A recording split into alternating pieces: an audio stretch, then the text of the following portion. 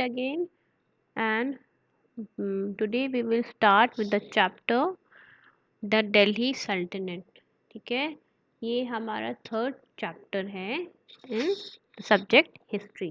ठीक है, तो हम लोग ने जो पिछला चैप्टर किया था उसमें हम लोग ने ये डिस्कस किया था कि कैसे मुस्लिम एम्पायर स्टार्ट हुआ इंडिया में। ठीक है, आप इधर देखो, the defeat in the, it is written in the note, the defeat of Prithviraj Chauhan in the Second Battle of Tarain in 1192 CE laid the foundation of Muslim rule in India। ठीक है, यहाँ से start हुआ था मुस्लिम rule. ठीक, Qutbuddin Aibak studied in chapter 2 after sacking Ajmer, Varanasi and Delhi laid the foundation of Delhi Sultanate। ठीक है, कुतुबुद्दीन ऐबक से स्टार्ट हुआ था। Okay, the term sultanate refers to a country or ruled by a sultan। ठीक है, state और country rule by सुल्तान। ऐसे आप देखो, दिल्ली का सल्तनत, सुल्तान दिल्ली को रूल कर रहा है, which in Arabic means a king और ruler. The period in Indian history lasted from 1206 CE until 1489 CE, during which 5 different dynasties rose to power. The Delhi Sultans built many cities around the areas of Indraprasth of Mahabharat fame. Many dynasties ruled over Delhi before the arrival of Mughal। ठीक है, Mughals के आने से पहले काफ़ी dynasties थी, वो rule करी थी दिल्ली को। ठीक है, अब हमको ये इंफॉर्मेशंस कहाँ से मिली? ठीक है, दिल्ली सल्तनत के बारे में हमें कहाँ से पता चला? तो ये कई सारे स्कॉलर्स थे, ठीक, कई सारे ट्रैवलर्स थे जिनका नाम आप कहे मेंशन करते हैं, Ibn Battuta, Marco Polo, Nikita Afanasy. ठीक है, तो इन्होंने हमें इंफॉर्मेशन प्रोवाइड करी, कैसे?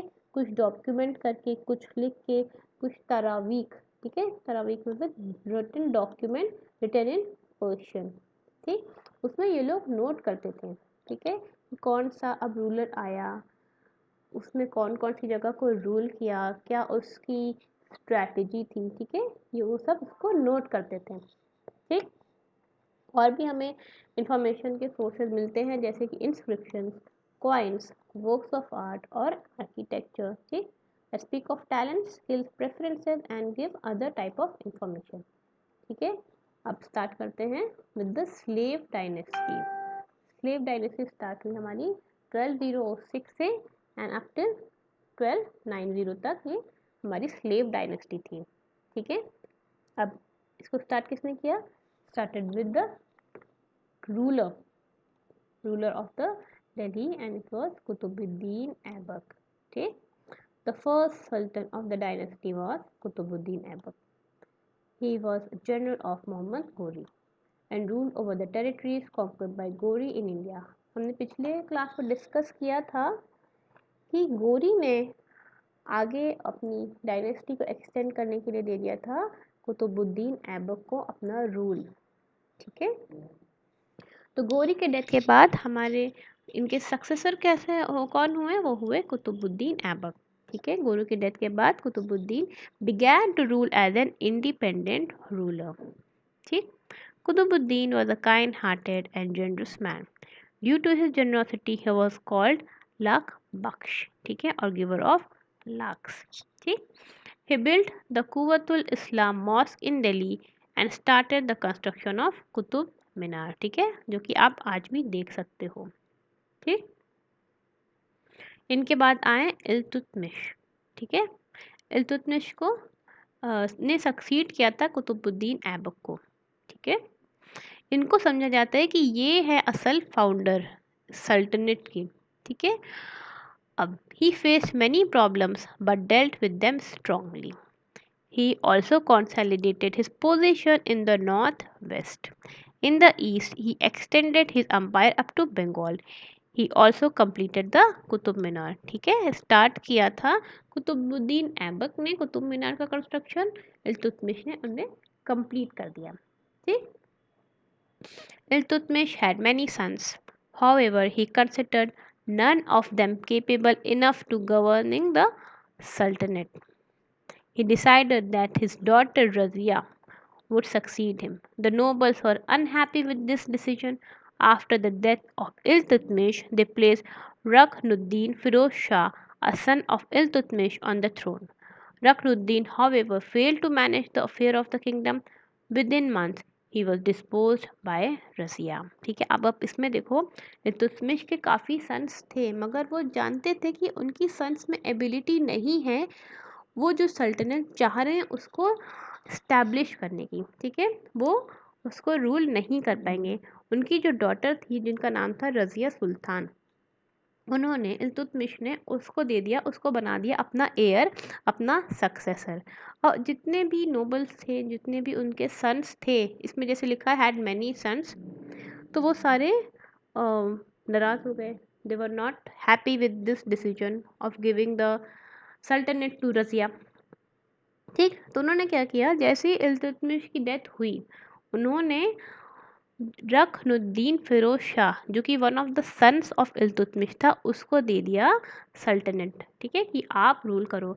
लेकिन जैसे ही इल्तुतमिश अपने बच्चों को जानता था, अब जैसे रखनुद्दीन को दिया, तो वैसे ही जैसे उन्होंने सोचा था इल्तुतमिश ने कि वो नहीं कर पाएगा गवर्न, वो फेल कर जाएगा अफेयर्स को मैनेज करने में, तो वही हुआ, he was failed, he failed to manage the affairs of the kingdom. कुछ ही महीनों के बाद उन्होंने दे दिया किंगडम वापस रज़िया सुल्तान को। ठीक है, Razia Sultana. Razia's reign was short and full of problems. The nobles opposed her as she tried to reduce their power and began taking major decisions without consulting them. ठीक है, सारे लोग, सारे जो नोबल्स थे वो ज़्यादा खुश थे नहीं, क्योंकि उनकी पावर, उनको ऐसा लगता था कि वो उनकी पावर छीन रही हैं और ज़्यादातर मेजर डिसीजन वो खुद लेती थी और उनको कंसल्ट नहीं करती थी। ठीक, the nobles revolted against her.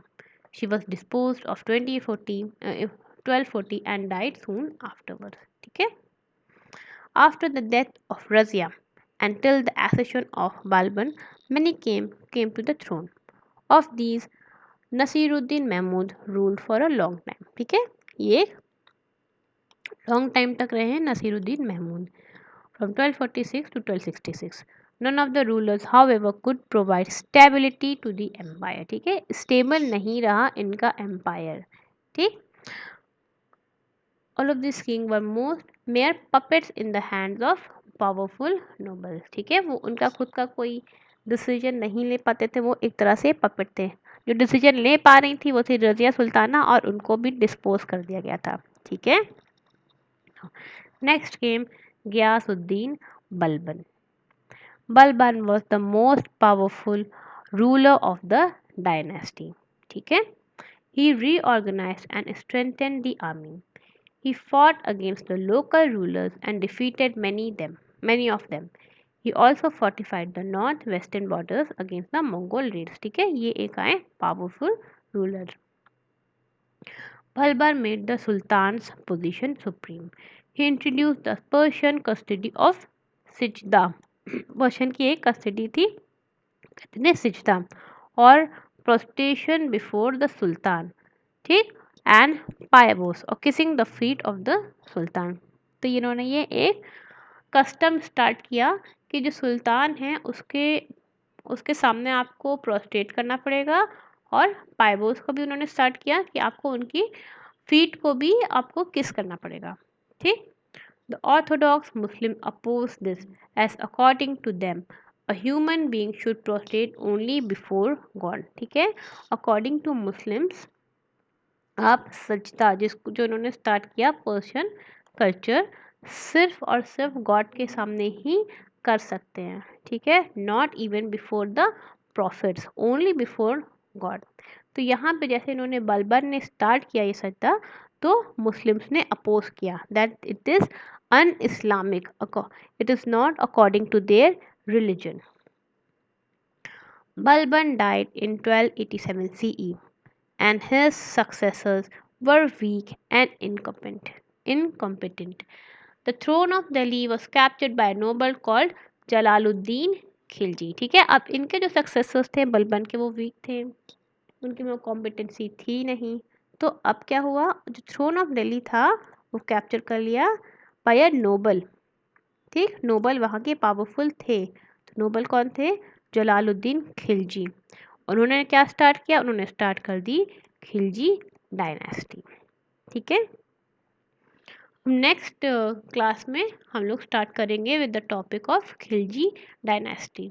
ठीक है, फिर उसके बाद हम लोग पढ़ेंगे the invasion of Timur, the सैयस and the Lodis and administration under the Delhi Sultanate. ठीक है, and it will sum up our chapter. Okay, आज हम लोग यहीं तक रखते हैं। वी डिस्कस द दिल्ली सल्तनत and the slave dynasty. Okay, I hope अभी तक आपको क्लियर होगा। कुछ प्रॉब्लम होगी, कोई कंफ्यूजन होगा, कोई डाउट होगा तो मुझसे आप पूछ लीजिएगा। ठीक है, गुड बाय क्लास।